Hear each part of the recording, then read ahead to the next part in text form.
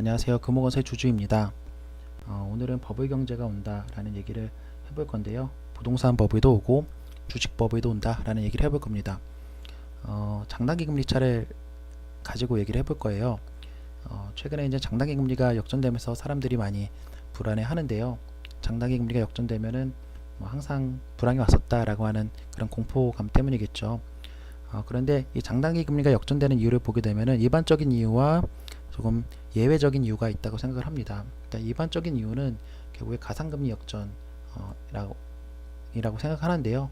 돈을 빌려서 투자를 했을 때 이거 즉 기대 수익률 자체가 더 높아야지만 투자를 대출을 받고 투자를 하는데 이 기대 수익률, 장기 국채 수익률이 더 낮아지기 때문에 앞으로 투자를 하게 되면은 기대 수익률이 낮아지니 가상금리가 역전되어 있으니 돈을 더 빌려주면 안 되겠다. 그래서 당당히 금리 차가 역전되어 있으면은 금융경색이 날 수가 있겠구나. 돈을 더 안 빌려주니까 그런 일이 일어날 수 있겠구나 라고 하는 것이 이제 일반적인 장단기 금리차의 위험성에 대한 이해라고 할 수 있을 것 같습니다.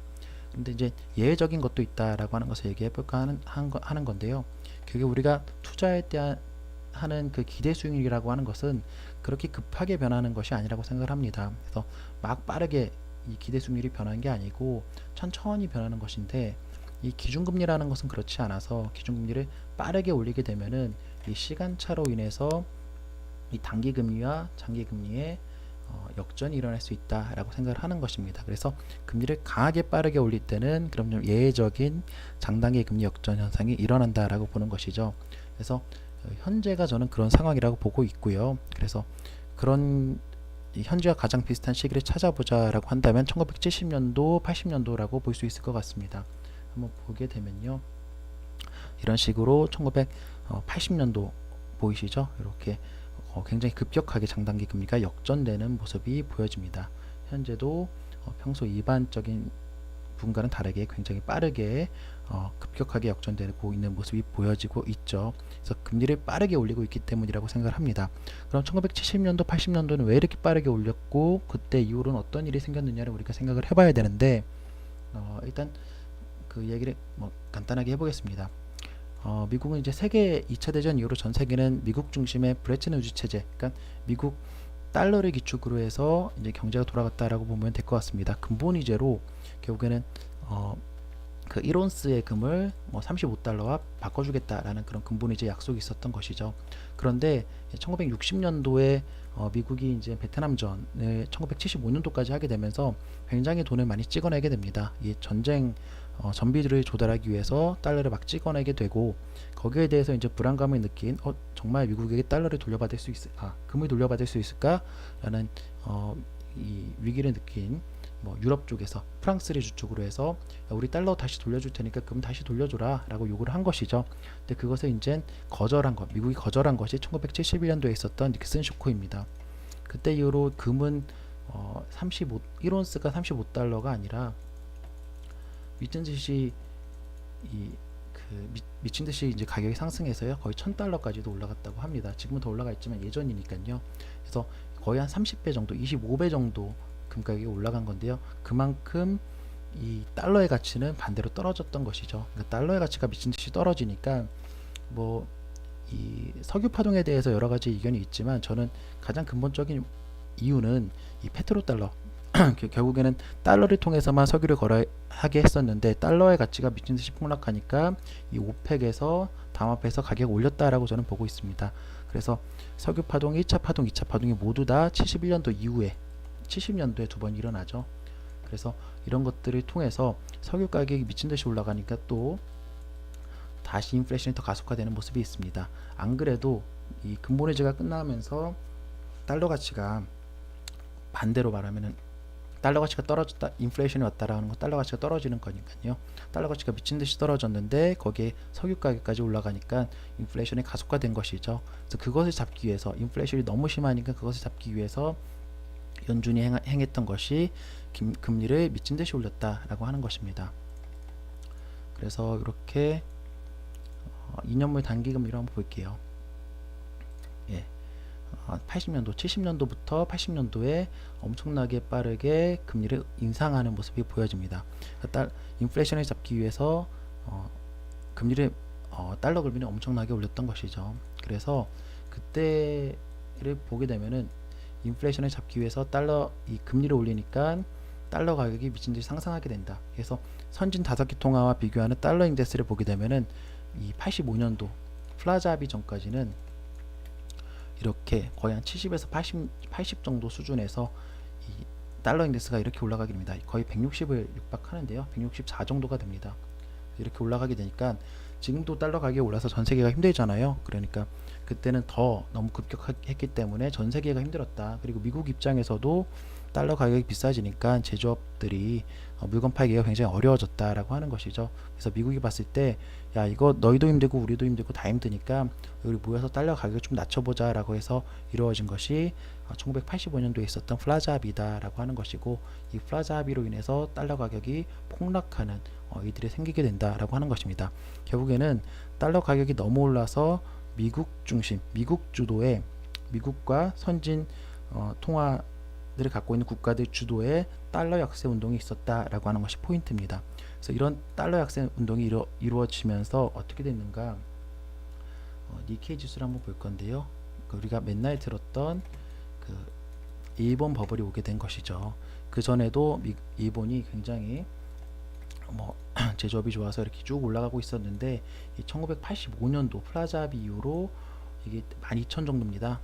니케이 지수가 12,000 정도인데 5년 만에, 5년도 안 되는 시간 안에 39,000 정도가 됩니다. 거의 3.5배 정도가 오른 것 같아요. 그러니까 5년 만에 지금 코스피 지수가 2,500인데 한 8,500 정도로 올랐다라고 보면 될 것 같습니다. 말도 안 되는 버블이었던 것이죠. 그래서 이런 버블이 있어서 그때로 이제 버블이 깨지긴 하지만 결국 이런 버블이 왔었다라고 하는 것입니다. 부동산은 또 말할 것도 없이 더 많이 올랐었던 것이 이제 이 일본 버블로 볼 수 있다라고 저는 생각을 합니다. 일본 버블이 이렇게 나왔던 것들을 보았을 때 어떤 자율환율제를 갖고 있고 제조업이 강국이었던 이런 모습들이 한국과 굉장히 유사하다라는 것을 저는 생각을 해보고 있습니다. 지금 다시 한번 보겠습니다. 지금 현재로 다시 돌아와서 보게 되면은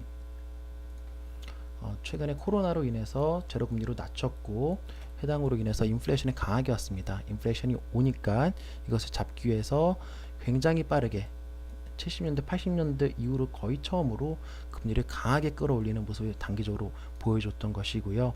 그를 통해서 달러 인덱스가 올라가면서 전 세계가 힘들어졌다, 그리고 미국도 힘들어졌다라고 하는 것입니다.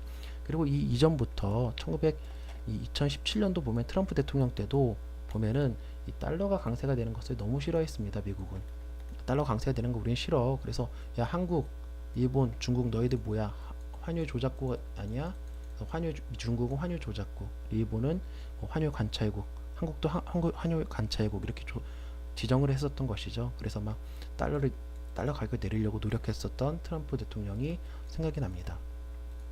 그래서 이렇게 지금 현상이 그때 이후로 한 번 더 올라왔는데, 내려가려고 하다가 다시 올라왔는데, 현재 상황 자체가 장단기 금리차 역전으로 보았을 때는 유사한 구간이 1970년도 80년도 때이다 라고 하는 것이고, 그리고 그런 것 이후로 있었던 일은, 역사적 사건은 세계 전체가 힘들어하니까 세계 정상들이 모여서 우리 달러 약세 운동을 해보자 라고 하는 플라자 합의가 있었다. 그리고 플라자 합의가 이끌었던 것은 버블 경제였다 라고 하는 것입니다. 그래서 그때보다는 지금 이 강도가 세진 않지만, 그래서 그때 정도의 버블은 오지 않겠지만 이 달러 인덱스의 역전 운동이 전 세계 정상들 중심으로 이루어질 가능성이 있다라고 하는 것이고, 그런 것들이 있을 때 강한 버블 경제가, 이때보다는 좀 덜하지만 조금 약한 버블 경제가 올 것이다 라고 하는 것이 오늘 영상의 포인트입니다. 그래서 이렇게 내려오게 되면 어떻게 되겠습니까? 당연히 부동산 가격이 올라가고 주식 가격도 올라가겠죠. 그래서 이게 보면 2008년도 9월 달이 리먼 사태입니다. 근데 그 자리가 여기입니다. 그러니까 이렇게 위에서 쭉 내려올 때 부동산 버블이 생겼었다라고 하는 것입니다. 지금도 근데 이 사이클상 보게 되면은 위쪽인 것이죠. 그래서 이 위쪽에서 버블이 터지는 것은 이 위에서 터지는 것이 아니라, 버블은 밑에서 터진다라고 하는 것을 말하고 싶은 것입니다. 물론 이때 IT 버블이 앞쪽에도 이렇게 올라왔던 적이 있는데요. 여기 IT 버블이 위에 올라가서 터지긴 했었는데요.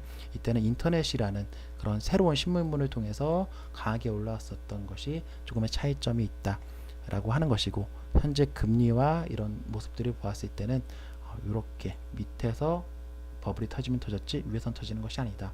그래서 지금 자리는 기회의 자리다. 매수할 자리다. 부동산을 매수할 자리, 주식을 매수할 자리다.